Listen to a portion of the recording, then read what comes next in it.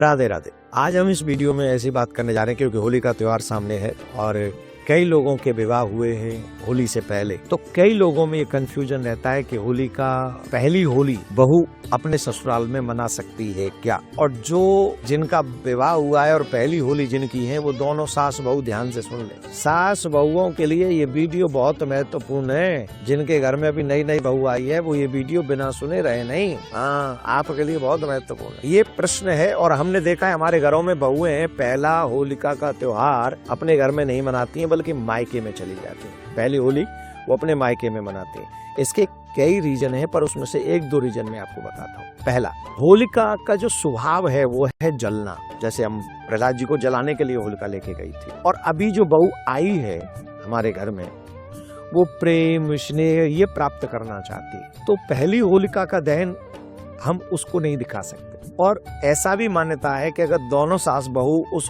पहली होलिका का दहन देखें तो दोनों में खटपट हो जाती है, अनबन हो जाती है और जीवन भर वो खटपट फिर सिलटने में नहीं आती है। ऐसा हमने कई लोगों से सुना, गांव में हमने देखा भी है कि पहली होली नहीं मनाते। दूसरा, होली के दिनों में तंत्र क्रियाएं बहुत ज्यादा हो जाती हैं। आप देखेंगे ये जो रात्रि है ये बड़ी प्रबल होती है। होली हुई, दीपावली हुई, इनकी नेगेटिव और पॉजिटिव दोनों एनर्जी हैं, लेकिन लोग इसे नेगेटिव एनर्जी के लिए ज्यादा यूज करते हैं। अगर आपने ध्यान दिया हो तो उस पे तंत्र विद्या कर दी, उस पे तंत्र विद्या कर दी, तो उसमें भूत प्रेत पिशाच इन सबका भी आना जाना बहुत ज्यादा होता है। तो अगर इन सबका आना जाना होगा और जब बहू आई है, जैसे किसी का 15 दिन पहले विवाह हुआ, किसी का 1 महीने पहले विवाह हुआ, 2 महीने पहले विवाह हुआ, या थोड़े 12 महीने भी पहले विवाह हुआ, तो आपने देखा होगा कि उसके अंग पर जो उबटन इत्यादि होता है, वो जो श्रृंगार होता है, जो सुगंधित तेल फुलेल ये सब होते हैं, इससे ये बुरी जो चीजें हैं वो आकर्षित होती हैं। इसलिए भी हम पहले होलिका का दहन होते हुए नहीं देखते और इसलिए हम होली का पहला त्योहार नहीं मनाते। तीसरी बात, जब होली आती है तो हमारे यहाँ क्या होता है कि होली से पहले नई दुल्हन अपने मायके चली जाती है, और नई दुल्हन जब अपने मायके चली जाती है तो दूल्हा उसे लाने के लिए जाता है, मतलब अगले दिन वो आ जाएगी इसके लिए।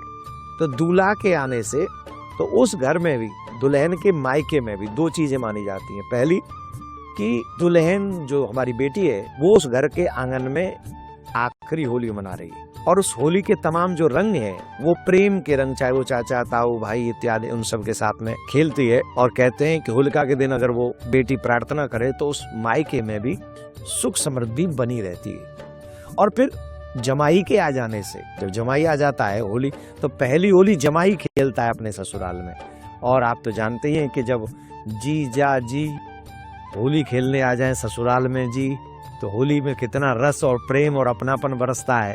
तो इसके लिए पहली होली जमाई तो ससुराल में मना सकता है, लेकिन बेटी ससुराल में नहीं मनाती, इसलिए बेटी अपने मायके में चली जाती है। बाद में तो फिर सब अपने अपने व्यस्त हो ही जाते हैं और अगली होली से सब। तो इसलिए पहली होली का, जैसे कई जगह तो ऐसा भी सुनने को मिलता है कि बहू और बेटा अगर पहली होली यहीं मनाएं बहू के ससुराल में तो दोनों के लिए शुभ नहीं होती। खैर, हम तो इस बात पे बिलीव नहीं करते।